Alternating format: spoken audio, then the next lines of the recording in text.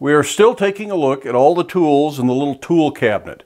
This thing holds an amazing amount of hand tools, punches, chisels, drifts, riveting tools, all sorts of things. And today we're going to look at some of the figure carving tools. Welcome back to Black Bear Forge and the tool of the day. Some of these figure carving tools, or maybe I should say most of them, we have already talked about a little bit when we did our wrought iron dragon door knocker. And we used a lot of these tools for that. And we've used a few for some other projects, but we'll go through and we'll look at the different types of tools that I have in this drawer. Like I say, there are quite a few of them.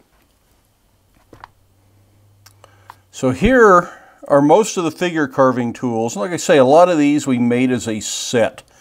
And the simplest things are really just chisels. And these chisels could go up in the other drawer with the other chisels. They'd be very useful for regular hot work chisels. But because I made them as part of this set with some specific things in mind, trying to get nice thin blade chisels that help lift things like the horns on the dragon or something like that, or something like this that lifts a mustache off of a figurehead. I want to keep these chisels with the figure carving tools so they don't disappear. And I have some others, similar chisels that were made out of H13 many years ago and are still excellent, very delicate, very fine chisels for doing this kind of work. Most of these other tools are S7. Another tool that we just used on the basket weave project, the little basket weave hook, are the top and the bottom butchers.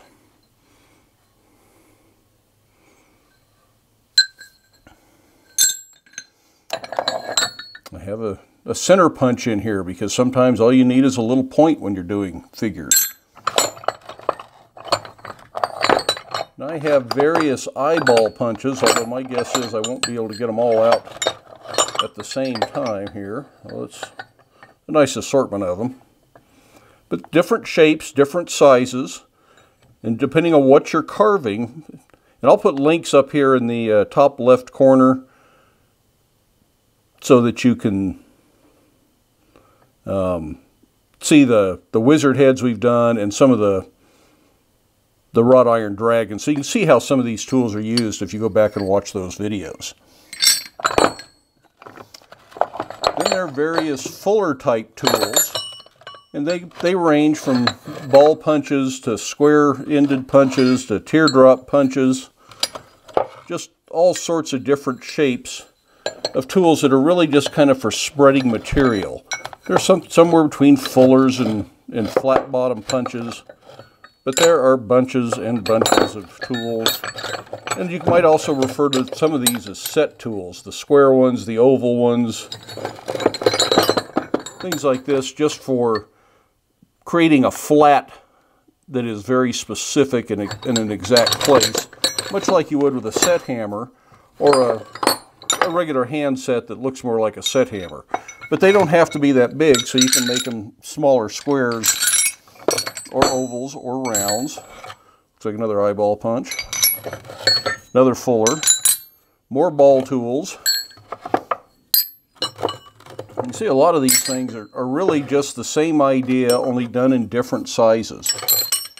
Sometimes, though, you need a fuller that goes around a circle, so it's a fuller in this dimension in the width, or the thickness, but it's a swedge in the width, so it goes around a circle.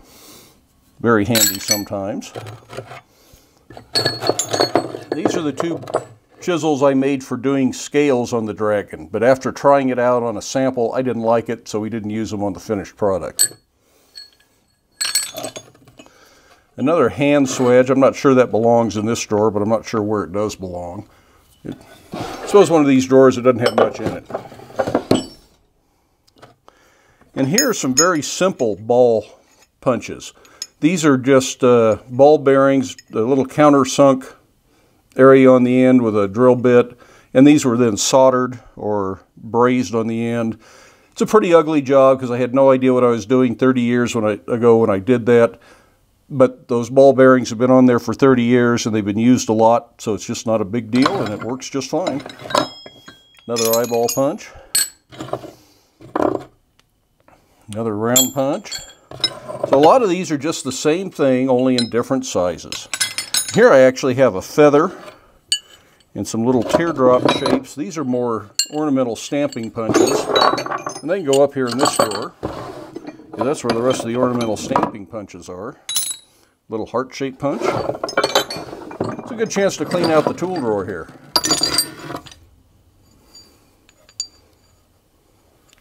Just other various tools for making figureheads and carvings. I don't know if you can see this or not. That's a bear paw that somebody asked me to do once. And the big part of the paw is this tool. Does that part. And then I have a round set tool that does the pad of the toe, and a little pointy tool that does the claws. So that way I'm doing them all individually, and each one looks different, and I can kind of make it fit the space that I have to fit. When I tried to make this as one punch, it just didn't look right.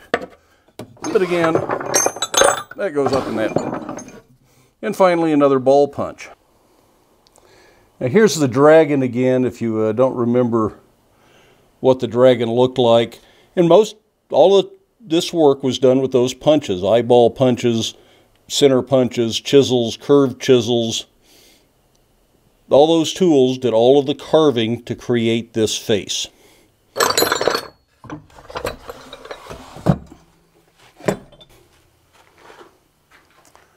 Well, there are a lot of tools in that drawer, and figure carving tools, or perhaps you might refer to them as chasing tools, because the techniques are similar, just the end results vary quite a bit.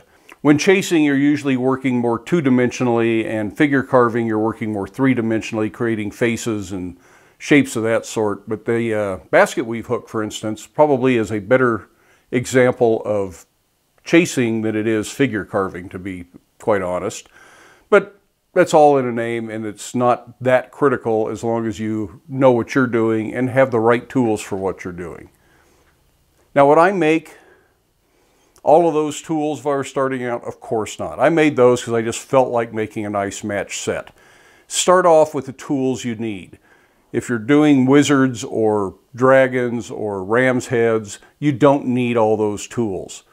A simple square set tool, a thin chisel, an eyeball punch, a nice thin center punch for doing nostrils. That might be all you need to do some simple figureheads.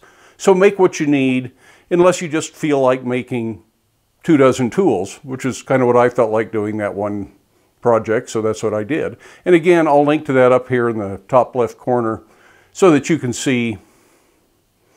Actually, that would be your top right corner. It's my top left, your top right. Anyways, right up in here is where I'll link to that.